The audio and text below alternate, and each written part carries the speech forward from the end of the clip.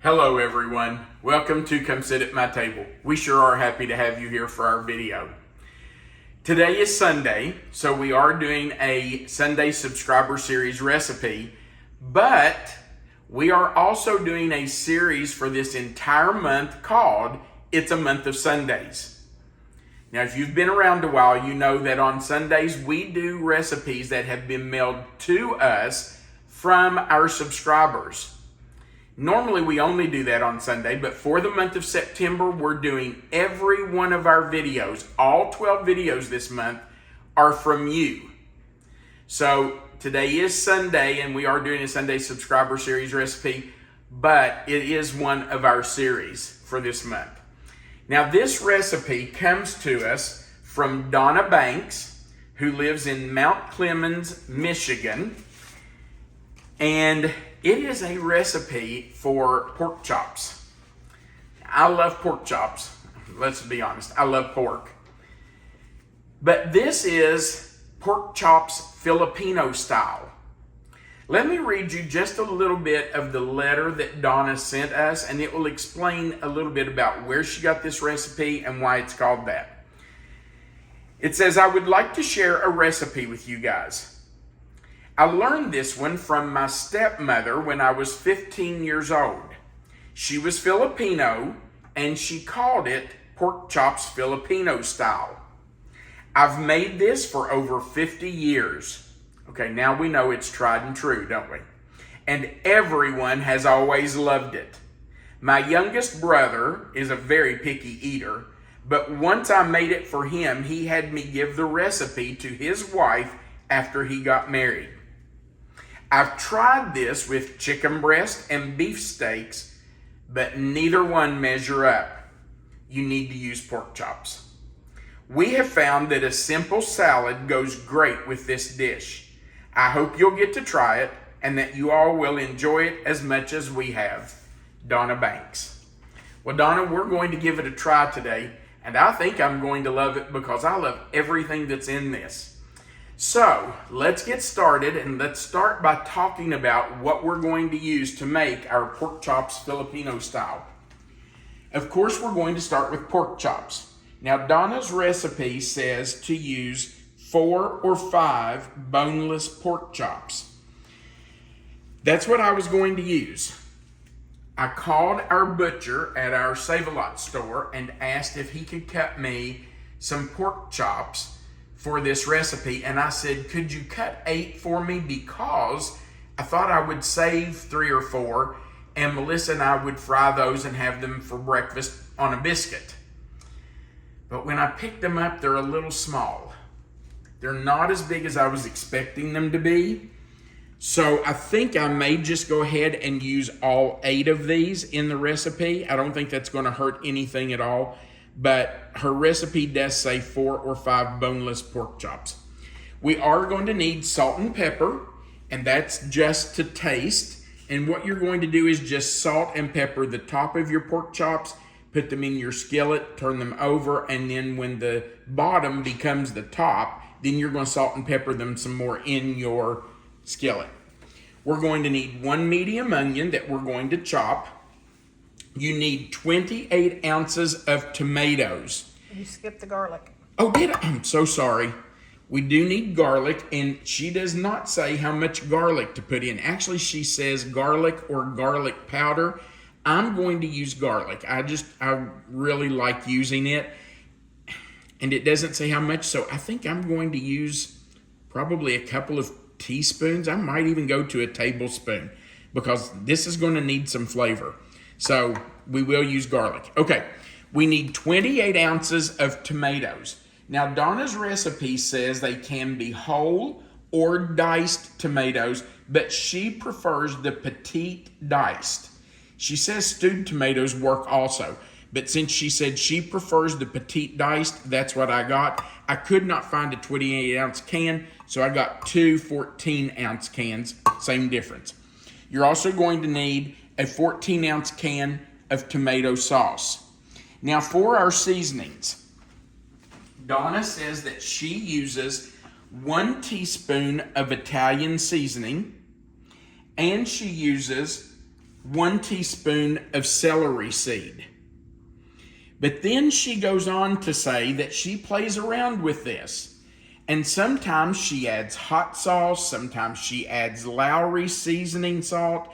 She said, you know, she just, whatever she thinks sounds good, evidently, she puts in. I don't think I'm going to use the Lowry's, but I think I am going to use some of this Everglades seasoning, all-purpose seasoning. I really like this. So I think I'm going to put a little bit of it in, maybe a half of a teaspoon to a teaspoon of it, because she says just make it your own to do it the way you like. I'm hearing we have room for creativity. Absolutely, and that's good. Now, after we cook our pork chops, at the very end, we're going to stir in 1 can of small sweet peas. I really like the Le Sueur brand. Melissa and I have always liked that brand. We like their carrots, everything. And it was funny because Donna said this is her favorite brand too. So you don't have to use this brand, but it is a good brand. Then you're going to need some rice. Now here again, Donna said you can use whatever rice you want. She said she has used minute rice, but they prefer this basmati rice. So you use whatever rice you want. Minute rice will work fine if you're in a hurry and you just need to get some rice made, but that's up to you. Then you're going to need some oil or grease to fry your pork chops in. And again, Donna said she thought my bacon grease would work really well. Well, you all know, if you've been around a while, you know I save my bacon grease. So since Donna mentioned that she thought my bacon grease would work really well to fry these in, that's what I'm using. So I'm going to start with that. I'm just going to put some grease in my skillet and turn the heat on. And we do want to have enough in here now that it will cover the bottom of our skillet, but we don't want it to be standing in grease because we're not going to drain this. We're going to leave that grease in there after we get the pork chops fried and add our other ingredients. So you want enough to cover the bottom and fry your pork chops, but you don't want it swimming in there. Okay, so while that grease is melting, we're going to season our pork chops. And I'm just going to season them really well because you know you're going to lose a lot of this salt and pepper in the skillet while they're frying. So we just need to season them well. But if you have sodium issues, good point. Season accordingly. That's right. If you can't have the salt, then my goodness, leave it off. It's okay. It will be fine, but that's up to you. I'm going to go just a little heavy on the pepper on this side, but probably not so much on the other. I will salt the other side quite a bit, but not so much pepper on the other side. Okay. Now, we need to get that grease melted, and as soon as it's melted and ready, we will put in our pork chops. Okay, our skillet is heated, so I'm going to put our pork chops in. I hope I can get all of these in there, but we'll see. Maybe if I turn this one around a little bit. Okay, so I'm just going to let those brown on that side. Now, listen, we're not trying to cook these through. These are going to cook for an hour or more. They're going to simmer for an hour or more. So we don't want to try to cook them through right now. We're just browning them on each side. So don't overdo it. You don't want your pork overcooked. One thing I learned a long time ago about pork is that if it's overcooked, it is tough like shoe leather and you can't eat it. A lot of people are afraid of pork too, I think. Yeah. So they tend to over fry it. We have a local business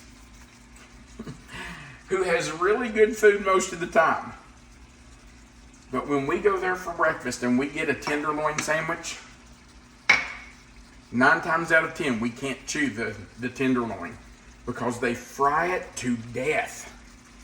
And I just got to the point we just skipped that. Yeah, we don't even ask anymore. We've given up.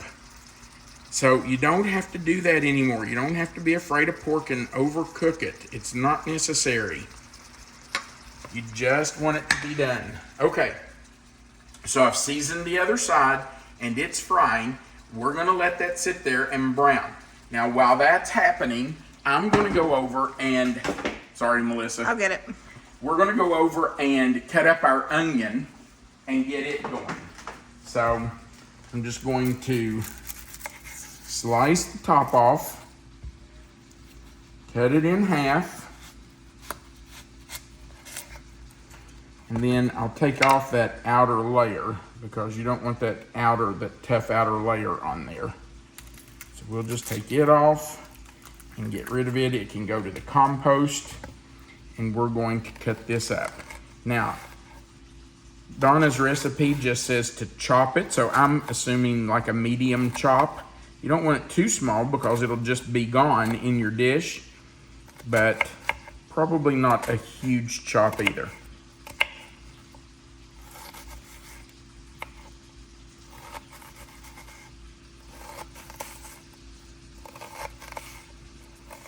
All right, our first side has browned, and I'm just flipping them over. That took about 2 minutes, maybe. Not very long. You don't have to cook it all the way through. We're just browning it. So we flip those over, and now we're going to brown the second side before we add our onions to cook. I am going to take my pork chops out of my skillet before I add my onions and garlic, just because I want those onions down in that grease and cooking. And I will put those pork chops back in after we get these onions and the garlic cooked. Now, the onions are going to take a few minutes. So, let's see if I can find a spoon here. That's not the one I wanted, but I'll use it. So, we're just going to get those all in that grease. We want that grease to cover them. And see all that pork chop on the bottom? We want all that out of there because that is flavor. So don't be afraid to scrape that up from the bottom. What's that called? Is it fond? That's what I thought. Okay, so we're just going to let these continue cooking until they are translucent, till they're kind of see-through. And then we will add our garlic and cook for just a minute. You don't want to overcook your garlic. So let us cook these. I'm going to turn this up to about medium. And we'll let these cook for probably 3 to 4 minutes.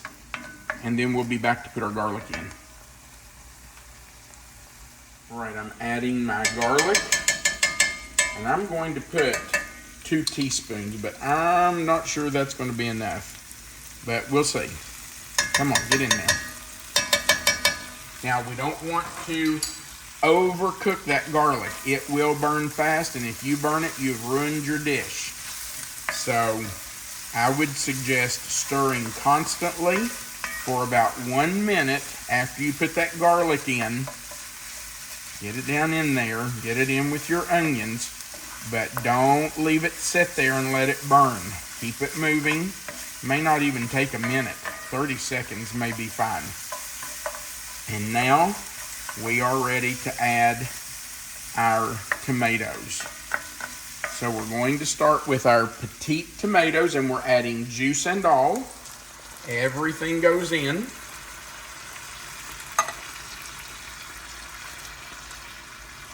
And we are going to add our tomato sauce right in with that.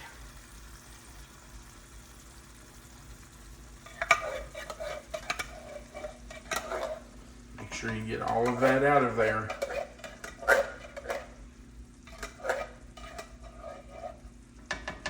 Okay, stir that in really well. And I'm going to turn my heat down because you want it just at a simmer. Let's get the onions and the garlic stirred into the tomatoes and the tomato sauce. And then we're going to add our seasoning. So let's start with our Italian seasoning. And Donna says 1/2 to 1 teaspoon. Well, I'm going to do 1 teaspoon because I think that's going to give it some good flavor. So 1 teaspoon of that. She says 1 teaspoon of celery seed. And I'm going to go a little light on this because celery seed's not something I absolutely love. I am doing a teaspoon, but I'm not going over. Okay. And then I'm going to add some of the Everglades seasoning. And I'm going to do 1 teaspoon of it. I really would like to add 2, but I don't want to overdo it. You can always add more later. You can't take it out. So I'm doing 1 teaspoon. All right. Let's stir that in. Get that incorporated. And then we're going to put our pork chops right back in with this delicious sauce. Doesn't that look good? It does. I love the smell already. It smells so good. The tomatoes and that seasoning. Wow. So good. All right, let's get our pork chops back in. I'm just going to nestle those right down in that tomato sauce. Get all those right down in there. I have a feeling that if you aren't hungry when you start, after smelling this for an hour, hour and a half, you're going to be. I think you're right. We're going to have a full skillet here, but that's okay. I know some kids that are going to be happy to see us tonight. Our kids. They're not kids, but they're our kids. Oh, they'll always be our kids. That's right. Okay, so down in go the pork chops. And I want you to look at the plate that I've had the pork chops on. What do you notice about that plate? Not very appetizing, that's what I'm noticing. It's got some of that juice. And you know what I'm going to do with that juice? I'm putting that right back in because that's flavor. So I'm just pouring that right back in there. If I hadn't taken those pork chops out, that would have been in there. Okay. You don't want this to dry out. No. All right, so we're going to turn this up and get it started simmering. And then I will reduce the heat. And you can see it's already starting to bubble. Once it's boiling or cooking all over, I will reduce the heat so that it's at a simmer. And we will cover it with the lid. Now, Donna's recipe says to let it simmer for approximately an hour and a half. Our stove cooks really hot. I have a feeling it's not going to take an hour and a half on our stove. So I will watch it. She does say to go in and stir it every little bit just to make sure it's not sticking. But I will go in and check it with a meat thermometer. And when the pork chops are up to temperature and they're done, we'll be ready. All right, let's just let these simmer. And I am turning them down. And we're just going to put the lid on, and we'll let these simmer for about an hour. There we go. Our pork chops have simmered for 1.5 hours. So now I'm going to add in my can of peas. And you drained those? I drained them well. In fact, I drained them a couple of times just to make sure. And we are just going to kind of stir those down in there. And really all you're doing with the peas is heating them up. So you don't have to worry about trying to cook them. We are going to let this sit here uncovered. Now it's been covered for an hour and a half. We're going to let it continue simmering uncovered for another 30 minutes. While that's simmering, I'm going to get our rice in so that it's ready. Whatever rice you use, you'll have to make it according to the directions on the package. So I'm going to make our rice, and that should be ready by the time this has simmered for another 30 minutes. And then we'll be back.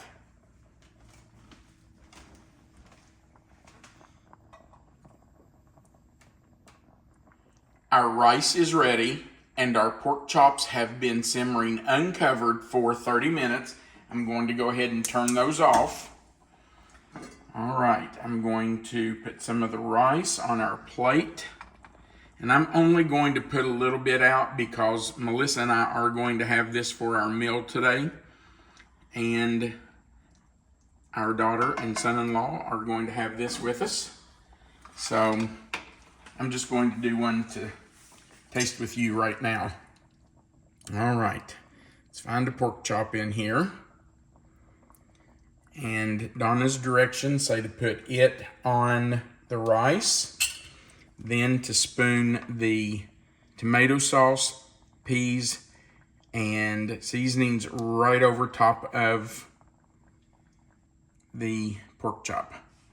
And I'm sure you want some of that to soak right down into that rice, because that rice is going to have a lot of flavor from soaking up that tomato sauce. Let me tell you one thing that I thought about when I was watching this cook during the last 30 minutes uncovered. I noticed that there were little pockets of grease on top of the tomato sauce. That's okay. That's from the fat that was around the pork chops. That's okay. That's very natural. Don't freak out over that. That's flavor. So it's okay. If you want to scoop it off, you can, but you certainly don't have to. Look how tender that is. I didn't even need the knife. Wow, that is so tender. So you can stir that grease right back into the tomato sauce, and that'll give you a lot of flavor. I know that's too big for you, isn't it? Yes. Look at this. That's just so tender. Or if you want to scoop it off, you can certainly do that if you prefer not to have that in the meal. You ready to try this? I am. Been smelling it for 2 hours. It smells so good. I love how tender that is. Oh my goodness. That's really good. Oh my goodness. And you know, I was thinking about this as you put the peas in there. There are people out there that don't like peas. Yeah, you can leave them out. So leave those out. Don't leave them out. But if you don't like peas, you can leave them out. But they're delicious in here. Ooh, I love that rice with that tomato soaked into it. It's a good combination. It's going to be a good dinner. Because those tomatoes are so acidic, there is a little bit of a tang to it. I like it that way. I think it's just fine. But if you want, you could sprinkle in just a spoon of sugar. Yeah, sometimes the sugar would help with the acidity. That's exactly right. It kind of cuts the acidity. So if that's going to bother you, just sprinkle a spoonful of sugar in when it's finished. Like right now is when I would do it. Sprinkle that in, stir it into the tomato sauce, and let it sit for a minute or two so that sugar dissolves. And that will help cut that acidity if that's going to bother you. If you're somebody who likes the taste of tomato sauce, you like a fresh tomato out of the garden, you're going to love this just the way it is. All right, we sure do appreciate you being here for our video. Donna, we really appreciate you sending in this recipe. It's another winner. Absolutely. And we appreciate that you're here for our series this month called It's a Month of Sundays. So we hope you stick around. Hope you watch all of our videos this month. We do one every Sunday, Wednesday, and Friday. So we invite you to come back and watch those. Right under this video, there is a description box. In it, you're going to see pork chops Filipino-style. If you'll click in that box, it will expand. Melissa always puts the written recipe there for you. Under that recipe is the word more. If you click it, the box will expand further. You will find our address there. It's a post office box where you can send us recipes. If you have tried and true recipes that your family has used and loved for years, we would love to see those and possibly use them on our subscriber series. Under that address is a place where you can order our cookbook. Actually, there are 2 links there. The first one is to our publishing company, Reformation Publishers, and you can now order directly from them. You don't have to go through Amazon. You can order directly from our publishing company. So you'll see the website, reformationpublishers.com. Just click that link, scroll all the way to the bottom of their page, and you'll find our cookbook and a place to order it. If you would rather order from Amazon, the Amazon link is under the link for Reformation Publishers.